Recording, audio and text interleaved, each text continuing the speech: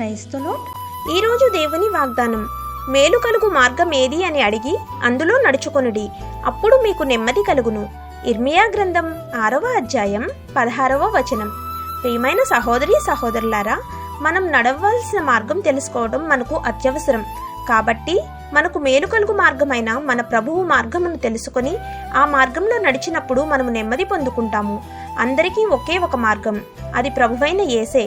కొన్నిసార్లు మనం వెళ్ళు మార్గం సరళంగా ఉంటుంది, కొన్నిసార్లు ఆ మార్గంలో రాళ్లతోనూ ముళ్లతోనూ మరియు గచ్చు పొదలతోనూ ఉండి ఉండవచ్చును.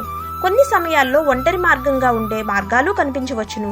కానీ కొన్నిసార్లు దేవుడు మనల్ని ఎవరూ నడవని ఒక నూతన మార్గంలో నడిపిస్తాడు. అటువంటి సమయంలో దేవుడు మనల్ని ఆ నూతన మార్గాన్ని ప్రారంభించేలా చేసినందుకు మనకు వెంబడించాల్సిన ఎటువంటి గుర్తులు ఉండవు. నేడు దేవుడు మన పట్ల వేరువేరు మార్గాలు కలిగి ఉన్నాడు. ఆమేన్. God bless you.